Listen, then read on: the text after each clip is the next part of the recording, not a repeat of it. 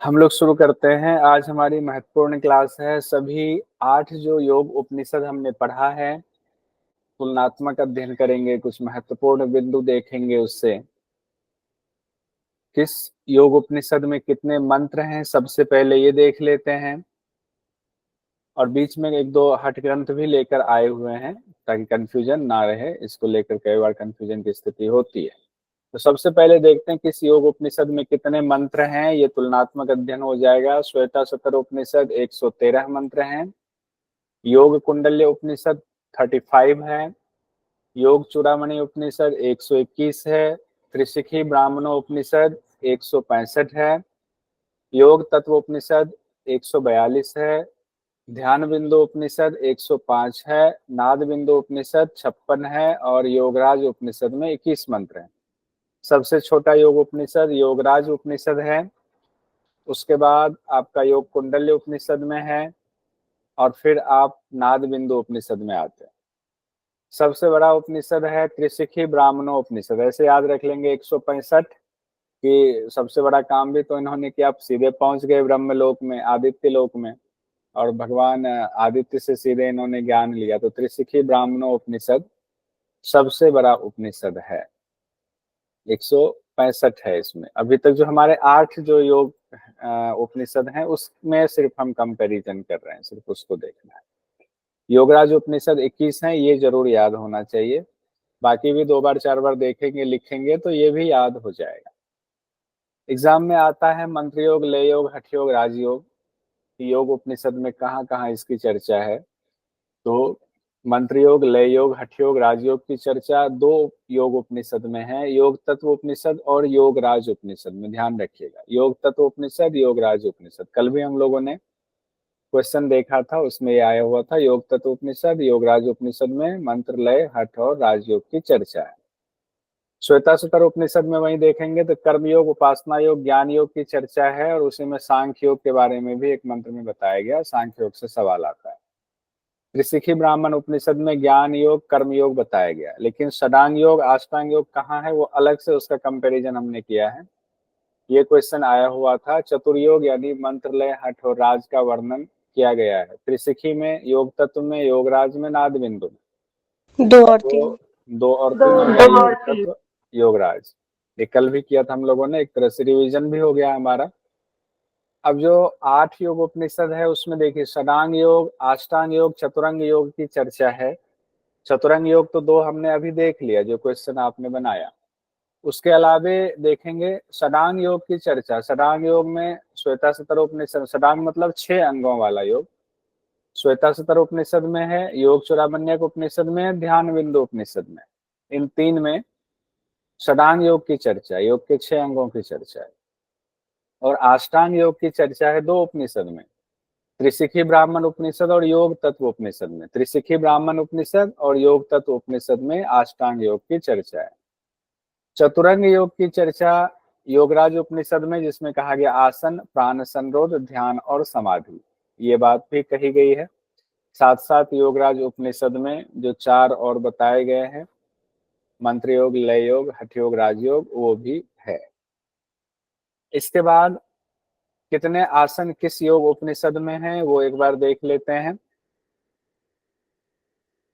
योग कुंडल्य उपनिषद में 2 आसन बताए गए हैं, पद्मासन और वज्रासन। ध्यान रखिएगा, योग कुंडल्य उपनिषद पद्मासन, वज्रासन, और वज्रासन की जो विधि बताई गई है वो सिद्धासन से मिलती जुलती है, इसलिए ब्रैकेट में सिद्धासन लिखा हुआ है, तो परेशान नहीं होंगे।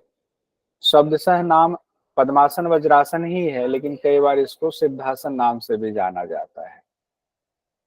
योग चूड़ामण्यक उपनिषद में भी वही 2 आसन हैं, लेकिन नाम अलग है। इसमें सीधे सीधे नाम लिखा हुआ है सिद्धासन, और पद्मासन की जगह कमलासन लिखा हुआ है। योग चूड़ामण्यक उपनिषद में सिद्धासन और कमलासन।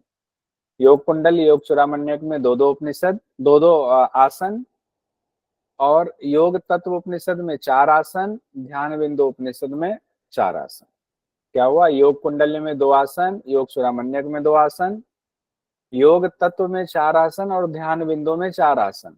योग तत्व और ध्यान बिंदु में अंतर क्या है, सिर्फ योग तत्व में है, और उसके ठीक बाद योग तत्व से ध्यान लगाकर जैसे ध्यान बिंदु में आए तो सीक्वेंस चेंज हो जाता है, शिव सिप हो जाता है, शिव सिप। इसमें अंतर यही है, बाकी आसन चारों वही है। त्रिशिखी ब्राह्मण उपनिषद में सबसे ज्यादा आसन बताए गए हैं योग उपनिषद के हिसाब से, वो है 17 आसन बताए गए हैं। 17 आसन कौन कौन से हैं एक बार नाम देख लेते हैं। स्वस्तिक आसन, गोमुख आसन, वीरासन, योगासन, पद्मासन, बद्ध पद्मासन, कुक्कुटासन, उत्तान कुर्मासन, धनुरासन, सिंहासन, भद्रासन, मुक्तासन, मयूरासन, मत्स्यासन, सिद्धासन, पश्चिमोत्तान आसन और सुखासन आया हुआ है। 17 आसन इसमें है, ये ध्यान रखेंगे, सबसे ज्यादा आसन है। प्राणायाम के बारे में उपनिषद में, योग उपनिषद में क्या क्या कहा गया है, तो योग कुंडल्य उपनिषद में देखते हैं। सबसे पहले जो एग्जाम में आया भी था, सहित कुंभक केवल कुंभक की चर्चा आई थी योग कुंडल्य उपनिषद में, और सहित कुंभक के अंतर्गत ये 4 कुंभक है, सूर्यभेदी, उज्जयी, शीतली और भस्त्रिका। ये एग्जाम में सवाल पूछा गया था। सूर्यभेदी, उज्जयी, शीतली और भस्त्रिका। और मात्रा की जहां तक बात है, योग कुंडली उपनिषद में अलग मात्रा बताई गई है। 12, 16, 10 की मात्रा सामान्य बताई गई है, और मध्यम में कहा गया है 24, 32, 20 की मात्रा, यानी डबल कर दिया और ट्रिपल कर दिया तो वो उत्तम मात्रा बताया गया, 36, 48 और 30 बताया गया है। ये एक अलग है, हो सकता है कभी एग्जाम में आ जाए, तो इसको भी ध्यान रखें। उसके बाद त्रिशिखी ब्राह्मण उपनिषद में देखते हैं, यहाँ पर प्राणायाम के लिए क्या कहा गया।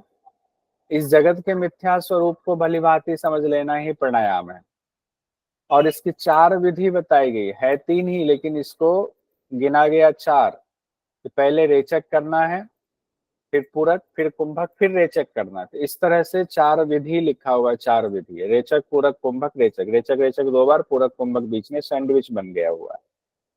और इसमें मात्रा 16, 64, 32 ही है। 16, 64, 32 जो कॉमन मात्रा है वो है।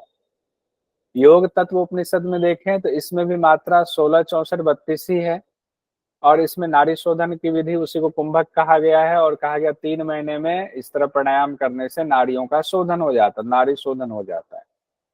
और फिर जब लगातार अभ्यास आप करते हैं तो उससे ही केवल कुंभक की स्थिति की प्राप्ति होती है। और इसी में प्लुत मात्रा युक्त ओंकार के जाप की चर्चा है। प्लुत मात्रा युक्त ओंकार जो क्वेश्चन आया हुआ था इस बार। फिर ध्यान बिंदु उपनिषद में जो महत्वपूर्ण है, उसमें ब्रह्मा, विष्णु, रुद्र प्राणायाम के देवता कहे गए हैं, ये भी क्वेश्चन आया हुआ था। ध्यान बिंदु उपनिषद में ब्रह्मा, विष्णु, रुद्र प्राणायाम के देवता कहे गए हैं, तीनों। अब देखिए पंचधारणा में जो इंपॉर्टेंट चीज है जो आपको याद रखना है, ऋषिकी ब्राह्मण उपनिषद से और योग तत्व उपनिषद से, 2 उपनिषद में जो 5 तत्व हैं, उस 5 तत्व के बारे में थोड़ा सा अलग चीज कही गई है, और उससे संबंधित सवाल आ सकता है। जैसे पृथ्वी तत्व, जल तत्व, अग्नि, वायु और आकाश, ये 5 तत्व हैं। तो देखिए पैरों से घुटने तक पृथ्वी तत्व त्रिशिखी ब्राह्मण में है, घुटनों से कमर तक जल, और कमर से लेकर मध्य भाग यानी नाभि तक अग्नि हो गया, और नाभि से नासिका तक वायु, और नासिका से ब्रह्मरंध्र तक आकाश तत्व कहा गया। ये त्रिशिखी ब्राह्मण उपनिषद में हम लोगों ने पढ़ा था।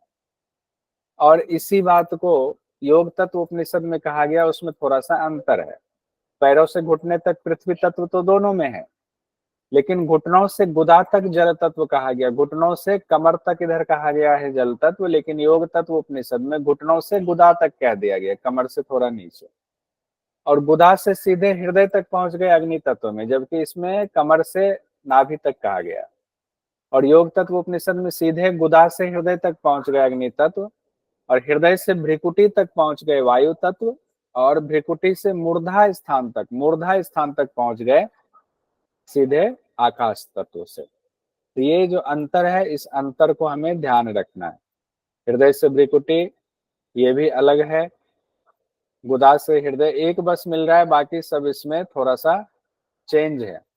गुदा से हृदय तक ये भी चेंज है, और घुटनों से गुदा तक ये भी चेंज है, ये जल तत्व का स्थान है। बहुत ज्यादा परेशान होने की जरूरत नहीं है, ये इतना मुश्किल नहीं है, बस आपको 2-3 बार पढ़ना पड़ेगा, हो जाएगा। इसलिए कंपैरिजन वाला भी आपके पास अगर ये नोट्स रहेगा तो दिक्कत नहीं होगी। अब त्रिशिखी ब्राह्मण उपनिषद में अलग क्या है, पंचधारणा के दौरान एक में 5 घटे, फिर 10 घटे, फिर 15 घटे, फिर 20 घटे, इस तरह से कहा गया है ध्यान करने के लिए। और योग तत्व उपनिषद में सब में 5 घटे की चर्चा आ रही है। आकाश तत्व के दौरान 6 घटे की बात की गई है, लेकिन वो थोड़ी सी कंफ्यूजन है, पता नहीं चल रहा है वो 6 घटी है या ध्यान के लिए आगे 6 घटी कहा गया है। अब हम आते हैं योग तत्व उपनिषद में सगुण और निर्गुण ध्यान की चर्चा है, तो यहाँ से क्वेश्चन आता है, इसीलिए इसको अलग से लिखा है। योग तत्व उपनिषद में सगुण और निर्गुण ध्यान बताया गया। और 10 विघ्न की चर्चा कहाँ पर है, योग कुंडल्य उपनिषद में 10 विघ्न है, यहाँ से भी क्वेश्चन आता है। अब एकमात्र उपनिषद है त्रिशिखी ब्राह्मण उपनिषद जिसमें यम 10 नियम बताए गए हैं, तो इसको भी देख लेना जरूरी होगा। 10 यम और 10 नियम, अहिंसा, सत्य, अस्तेय, ब्रह्मचर्य, दया, आर्जव, क्षमा, धृति, मिताहार, शौच, ये 10 यम है। 10 नियम में तप, संतोष, आस्तिक भाव, दान, आराधना, वेदांत श्रवण, ह्रीमति, जप और व्रत कहा गया। 10 नियम ये कहाँ है, कौन से उपनिषद में कहा गया है, तो ये त्रिशिखी ब्राह्मण उपनिषद में 10 यम 10 नियम बताया गया।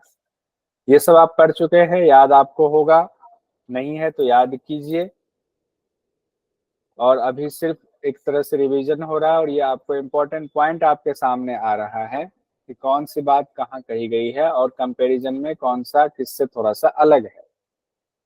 मेलन विधि की जानकारी किस उपनिषद में है, तो मेलन विधि योग कुंडल्य उपनिषद में मेलन विधि की बात आई हुई है। खेचरी के दौरान मेलन विधि की चर्चा आई हुई है। उसके बाद ये मंत्र है, देखिए, जो मुंडक उपनिषद और श्वेता सुतर उपनिषद में, दोनों में ये सेम है, एज इट इज वही मंत्र रखा गया है, तो परेशान नहीं होंगे। किस किस में, श्वेता सुतर उपनिषद और मुंडक उपनिषद। मुंडक उपनिषद आपका हो गया मुख्य उपनिषद में, श्वेता सुतर उपनिषद आपका हो गया योग उपनिषद में। श्वेता सुतर उपनिषद को हालांकि मुख्य उपनिषद में भी माना जाता है, कई लोग कहते हैं 11वां मुख्य उपनिषद है, तो श्वेता सुतर उपनिषद को कई विद्वान मुख्य उपनिषद में भी मानते हैं, लेकिन हमारे सिलेबस के मुताबिक यानी यूजीसी नेट से सिलेबस के मुताबिक श्वेता सुतर उपनिषद योग उपनिषद का अंग है। क्या है मंत्र, द्वा सुपर्णा सयुजा सखाया समानम वृक्षम परिस्वजाते तयोरन्यः पिप्लम स्वादत्व नस्वत्रन्यो अभिचाकसिति। यानी कि सयुजा सुपर्णा सयुजा सखाया, यानी जीवात्मा और परमात्मा के बीच में ये संबंध है। एक ही पेड़ पर रहते हैं, स्वाद एक लेता है दूसरा देखता रहता है, ये बात कही गई है। ये कहाँ कहाँ है, दोनों मंत्र एक जैसा ही श्वेता सुतर उपनिषद के 4थे अध्याय का 6वां-7वां मंत्र है, वही मुंडक उपनिषद के 3रे मुंडक प्रथम खंड का 1ला और 2रा मंत्र है। इतना मंत्र कहाँ है वो याद ना भी रहे तो श्वेता सुतर और मुंडक उपनिषद में इसकी चर्चा है, ये हमें जानकारी होनी चाहिए। 10 नारी की चर्चा, योग चूड़ामण्यक उपनिषद, त्रिशिखी ब्राह्मणों उपनिषद, ध्यान बिंदु उपनिषद और एक हठयोग का ग्रंथ ले लिया सिद्ध सिद्धांत पद्धति। 10 नारी की चर्चा। एक तो 3 आपके योग उपनिषद हो गए, योग चूड़ामण्यक उपनिषद, त्रिशिखी ब्राह्मण उपनिषद और ध्यान बिंदु उपनिषद। और एक हमने निकाल कर रखा हुआ है सिद्ध सिद्धांत पद्धति में क्या कहा गया। ये चारों आप लोगों का डिमांड था ये चारों एक साथ हो जाए, तो कम से कम ये 4 तो हमने निकाल ही लिया है। इसको देख लेते हैं, योग चूड़ामण्यक उपनिषद में क्या कहा गया है। ईरा पिंगला सुषुम्ना में हर जगह एक ही बात कही गई, यहाँ पे कोई कंफ्यूजन नहीं है, बाएं भाग में, दाएं भाग में, बीच में। उसके बाद हस्तजिह्वा गांधारी, दाई आंख बाई आंख, हस्तजिह्वा और गांधारी, दाई आंख बाई आंख कहा गया है। ये कौन से उपनिषद में है, योग चूड़ामण्यक उपनिषद में कहा गया है। योग चूड़ामण्यक में आपने देखा ईरा पिंगला सुषुम्ना वही है, हस्तजिह्वा गांधारी को दाई आंख बाई आंख कहा गया है। पूषा यशस्विनी के लिए दाया कान बाया कान कहा गया है। अलम्बुसा मुंह में, कुहू लिंग स्थान में, शंखनी मूल स्थान में कहा गया। अलम्बुसा और कुहू मुंह में और लिंग स्थान में, शंखनी को मूल स्थान में कहा गया। और यही चीज अगर आप आते हैं त्रिशिखी ब्राह्मण उपनिषद में, तो थोड़ा सा अलग है इसमें त्रिशिखी ब्राह्मण उपनिषद में। एक तो यह है कि इसमें दो नारी ऐसी है, एक वैष्णवी ब्रह्म नारी और एक आपके आता है यहाँ पर कौशिकी नारी। ये बाकी जगहों पर नहीं मिलता है, बिल्कुल अनूठा है ये मामला। वैष्णवी ब्रह्म नारी और कौशिकी नारी ये कहीं नहीं मिलता। ये नाम आ जाए तो आप समझ लीजिए ये आपको कहाँ से आया हुआ है, त्रिशिखी ब्राह्मण उपनिषद से आया हुआ है। त्रिशिखी ब्राह्मण उपनिषद, इसको हटा देते हैं, एक ही प्लेट में आ जाए।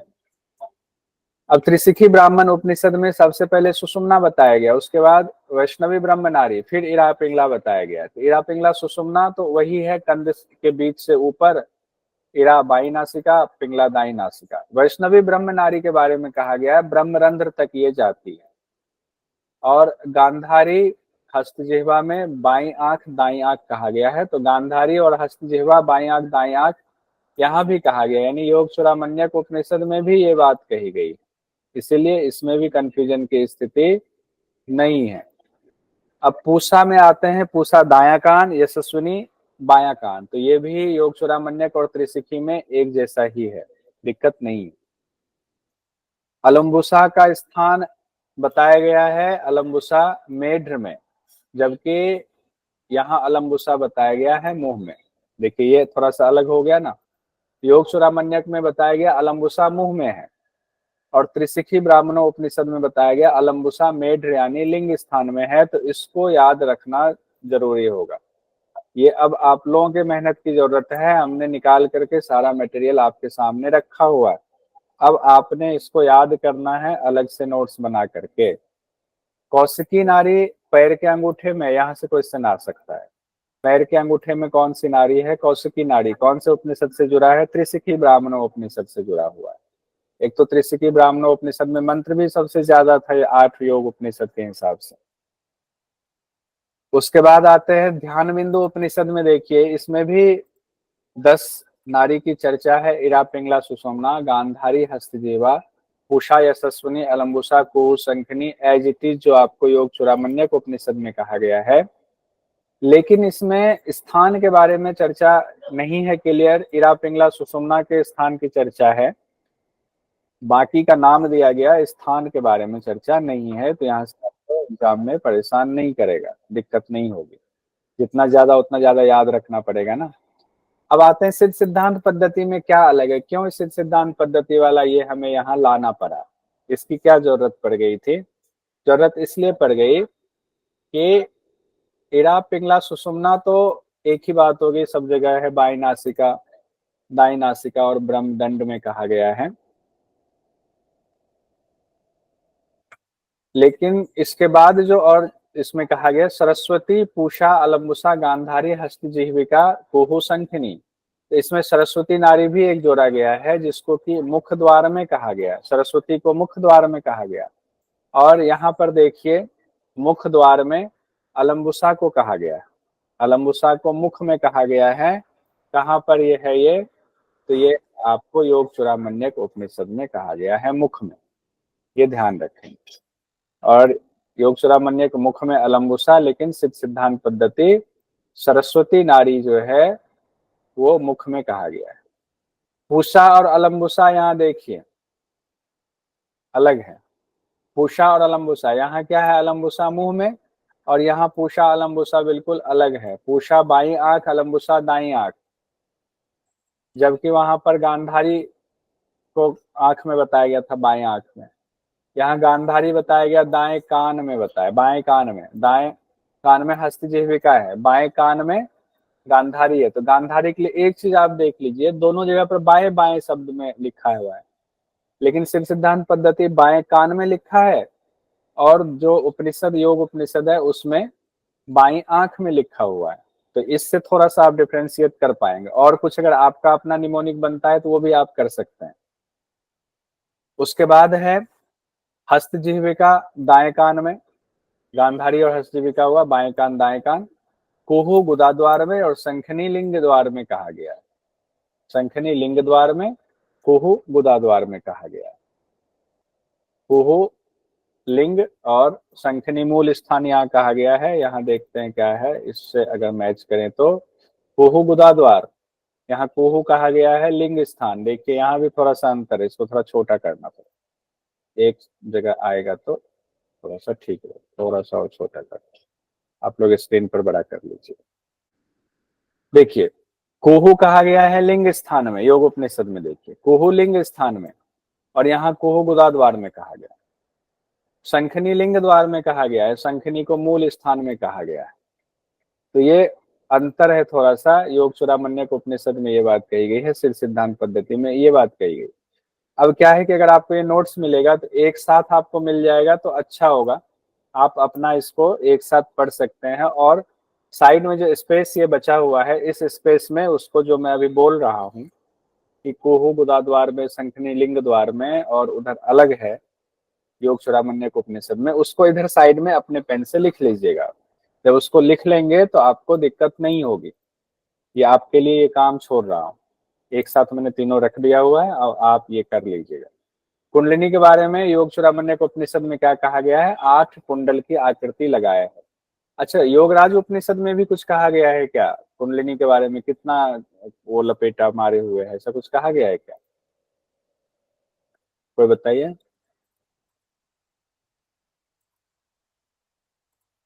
अब यहाँ पर देखते हैं, तृतीयम नाभि चक्रम स्याद तन मध्य तु जगत स्थितम पंचावर्ता मध्य शक्ति चिंतयेद विद्युत आकृति। पंचावर्ता मध्य शक्ति, 5 आवृत्ति वाले मध्य शक्ति, बीच में ये शक्ति है, इस शक्ति का चिंतन करना चाहिए। तो कितनी आवृत्ति हो गई? 5 आवृत्ति हो गई। बेटा लिए हुए मणिपुर चक्र में स्थान है। अब आप कह रहे हैं सिद्ध सिद्धांत पद्धति, 5 लपेटा मारे हुए मणिपुर चक्र में स्थित, नाभि चक्र में 5 लपेटा मारे हुए नाभि चक्र में स्थित है। ठीक है, तो अब ये आपका बहुत इंपॉर्टेंट नोट्स बन रहा है, ये ध्यान रखिएगा। बहुत ही इंपॉर्टेंट ये जानकारी आपके सामने आ रही है।